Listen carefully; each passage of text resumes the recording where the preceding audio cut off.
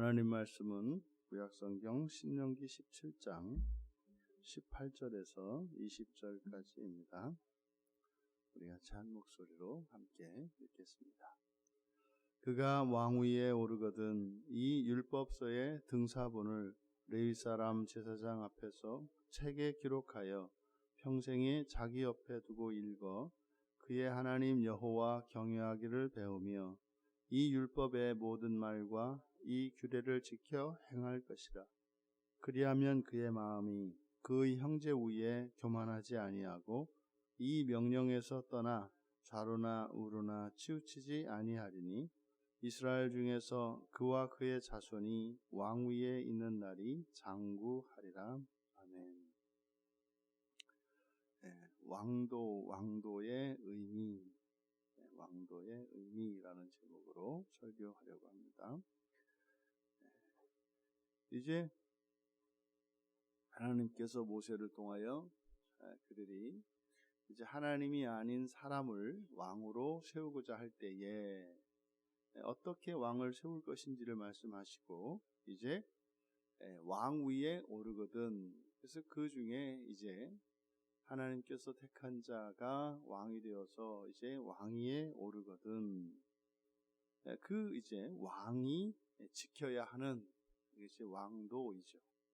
왕이 해야 할 일, 왕이 지켜야 할 것에 대해서 말씀을 하고 또 그것의 결과가 어떠한 것인지를 말씀합니다. 이것은 마치 그럼 왕 자체는 하나님께서 택한 것이고 또 이 세상에 세워지는 그 나라에 하나님 나라를 구현하기 위하여 주시는 은혜의 방편인 거죠. 그래서 왕은 제사장과 선지자와 함께 하나님의 택함을 받은 사람으로서 그래서 그 직분은 이제 거룩해집니다. 그래서 왕을 세우고자 하는 것은 문제였습니다만 하지만 일단 왕으로 세워졌을 때 그 왕이라고 하는 것은 하나님 나라에서의 그 하나님의 역할을 대신하는 사람인 거죠. 그래서 왕은 영광스럽고 복된 것이지만 또 한편으로는 위험한 자리이기도 합니다. 분명히 하나님의 대리자로서 하나님의 그 사랑으로 백성들을 다스리고 또 하나님의 지혜를 구하며 하나님을 의지하며 나라를 통치해야 할 것인데 만약에 하나님과 상관없이 이렇게 된다면 자신도 모르는 사이에 자신이 하나님과 같이 되어 버릴 것입니다. 그래서 매우 위험한 자리이죠. 그래서 이 왕도를 아는 것은 매우 중요합니다. 그러면 오늘을 살고 있는 우리들에게 이 왕도의 의미가 무엇이겠는가? 오늘 말씀을 통하여 우리들에게 주시는 그 교훈을 얻을 수 있기를 바랍니다. 먼저 왕위에 오르거든 해야 될 일, 첫 번째 율법서의 사본을 만들라는 것이죠. 오늘날이야 이제 그 책을 얼마든지 쉽게 인쇄술이 발달했기 때문에 구할 수 있습니다만 당시의 책이라고 하는 것은 금값만큼이나 비쌉니다. 일일이 그것을 손으로 사본을 만들어야 되기 때문에 그래서 이 등사본을 만드는 법, 그래서 레위 사람 제사장 앞에서 책에 기록해라.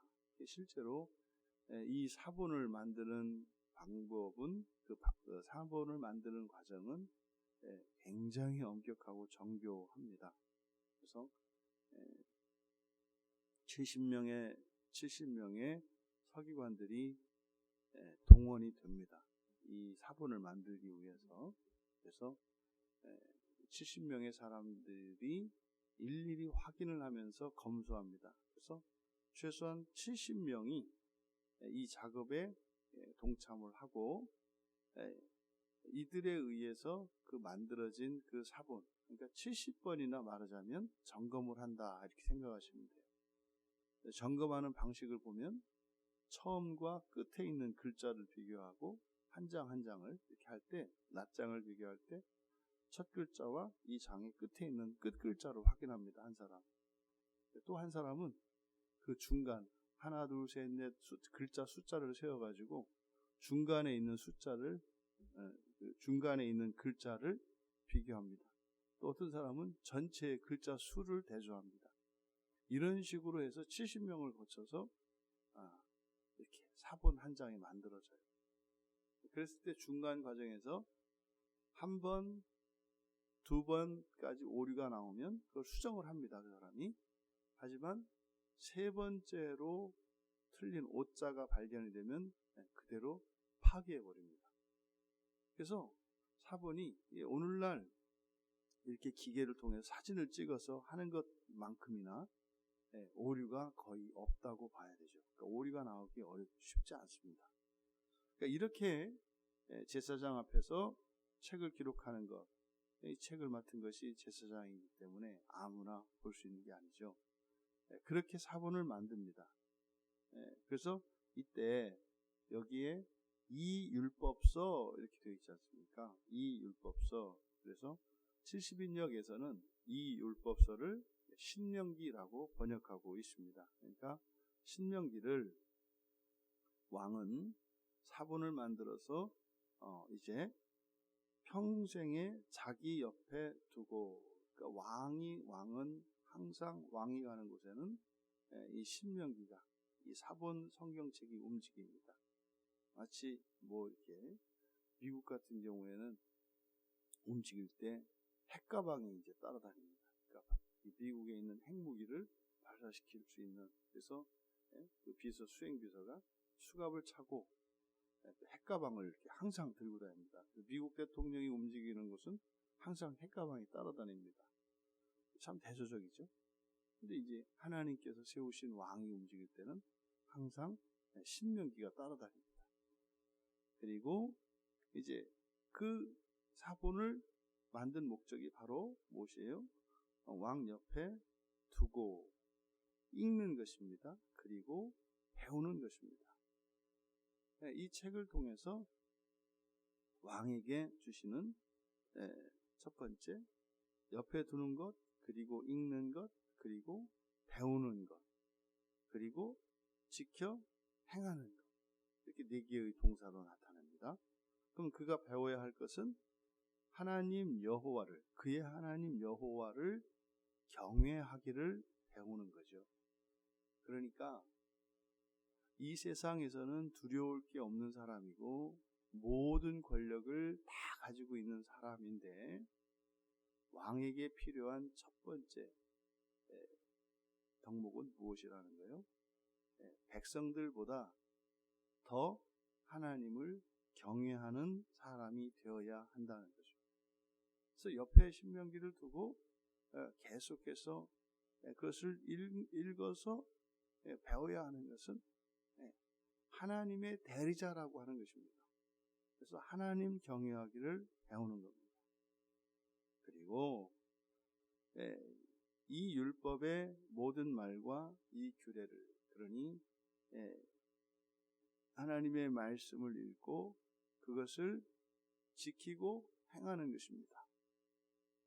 또 그렇게 함으로써 그의 마음이 형제 위에 교만해지지 않고, 그리고 네 번째로 좌로나 우로나 치우치지 않을 것이고, 그렇게 함으로써 왕과 그의 자손이 왕위에 있는 날이 장구할 것이다.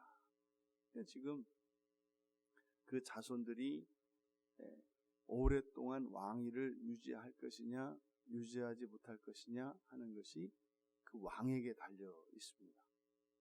그 왕은 자신의 왕위를 지키는 것이 아니라 자손들의 왕위를 지킵니다. 그러면 그 아들은 또 그 아들의 왕위를 지키는 것입니다. 그러니까 미리 지키는 거죠. 이것이 소망의 원리입니다. 그러니까 내가 왕이 되어서 나의 왕위를 지킬 뿐만 아니라 그것은 자손의 왕위까지 지키는 것이 된다는 거죠. 그래서 이렇게 5가지의 목적, 여호와를 경외하고 규례를 지켜 행하고, 그리고 형제 위에 교만하지 않고, 좌로나 우로나 치우치지 않고, 그리고 이 왕위가 자신과 자신의 자손들에게 장구하게 되는 목적이 있습니다. 그러면 왕에게 주신 이 왕도가 우리들에게는 어떤 의미이겠는가? 이게 실질적으로 우리가 주님께서 재림하셔서 그의 나라가 임할 때 그 나라에 들어가는 사람을 이제 왕이라 합니다. 그 나라에 들어가는 사람을. 그래서 주님과 함께 자기의 보좌에 앉아서 다스리게 됩니다. 통치자가 됩니다. 그러니까 왕이 되는 거죠. 그러니까 여기서 왕이 된다라고 하는 것은 종말론적으로 보면 첫째 부활에 참여하는 것이라 할 수 있어요. 그러면 그 첫째 부활에 참여해서 내가 왕이 되어 살고 싶거든 이렇게 하면 되는 거죠. 이것은 이들이 하나님을 버리고 하나님 대신 사람을 왕으로 세우고 싶어 하는 그 배은망덕한 행동이었습니다. 근데 하나님은 그 사건을 통해서 우리들에게 아주 놀라운 계시를 주시는 거죠. 바로 그 첫째 부활에 참여하여 그 왕 노릇을 하기를 원한다면, 그러니까 이렇게 하면 되는 거죠. 그러니까 여러분들이 그 나라에서 주님과 함께 통치자로 그렇게 살고자 한다면 이렇게 해라. 그러니까 여기에 주어진 왕도는 구약에서는 왕 한 사람에게 적용되는 말씀이겠고, 일반인들에게는 사실은 상관이 없는 얘기죠.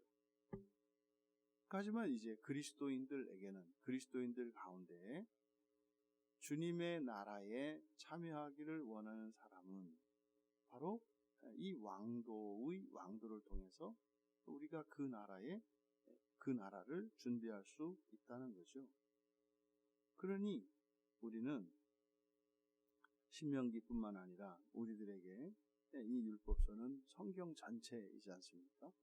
그걸 뭐 좁게 그대로 적용을 해서 신명기라고 해도 무방합니다. 그래서 왜냐하면 실제로 이 신명기 안에는 모세의 모든 율법이 요약되어 있기 때문입니다. 그리고 우리에게는 이들에게 없는 이제 신약 성경이 있죠. 그리고 뭐 그 이후로 뒤에 이제 나오는 이런 역사서들뿐만 아니라 이런 선지서들이 사실은 하나님의 모든 말씀이기 때문에 우리들은 성경을 옆에 두고 그 성경을 읽고 그것을 통해서 여호와 하나님을 경외하기를 배우고, 또 우리에게도 추가된 것은 무엇입니까? 예수 그리스도에 대한 믿음이죠. 그러니까 여호와를 경외하는 것은 곧 신약에서는 예수를 믿는 것입니다. 그리고 그 모든 말씀을 지키고 그리고 행하고, 그렇게 하면 이러이러하게 될 것이고, 그 왕도를 따라 살아간 그 사람들에게 그런 삶이 주어질 거라는 것이죠.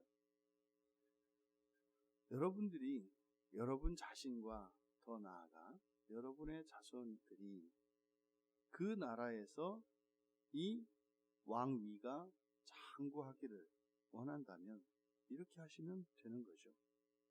또 실제로 우리가 그러면 꼭 이렇게 이것을 따라서만 그렇게 살아야 됩니까? 또 그건 아니에요. 왜요? 이거는 스스로 왕이 되겠다고 하여 하나님께서 주신 계시이지 않습니까? 그러니까 스스로 왕이 되지 않고 또 그 나라에 들어갈 수 있는 길이 있죠. 그건 뭡니까? 그것은 하나님을 왕으로 인정하며 살아가는 거예요. 나의 인생의 나의 주인을 하나님을 왕으로 삼고 살아가면 됩니다. 사실은 살아가는 건 똑같아요. 그러니까 여러분, 이 세상에서 왕도의 길을 걷는 것이나 사실은 하나님을 믿고 하나님을 왕으로 인정하고 살아가는 것이나 우리가 살아가는 것에 있어서는 다릅니다. 다만 무엇만 달라요? 마음가짐만 달라요. 마음가짐.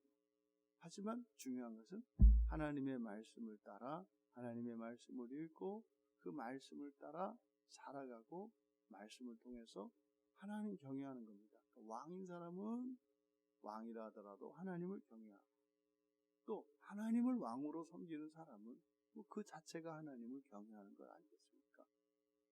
그러니 꼭 왕도의 길을 걷는 것과 하나님을 왕으로 인정하고 살아가는 것 사이에 차이는 없다. 결론은 성경입니다. 성경을 통해서 하나님을 경외하고 예수 그리스도를 믿고 또 그 말씀을 따라 살아가노라면 그럼 그것이 우리의 인격에 변화가 일어나고, 이게 뭡니까? 교만하지 않고 이렇게 되는 거죠.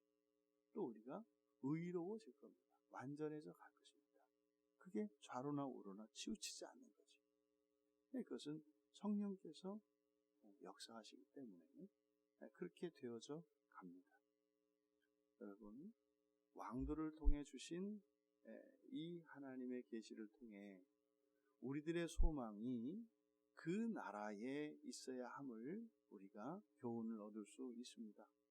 그리고 나뿐만 아니라 나와 나의 자손들이 함께 그 나라에서 왕으로 참여하시는 여러분 모두 되시기를 주님의 이름으로 축원합니다. 존귀하신 하나님, 저희들의 소망이 그 나라의 영광인 것을 믿으며 감사합니다.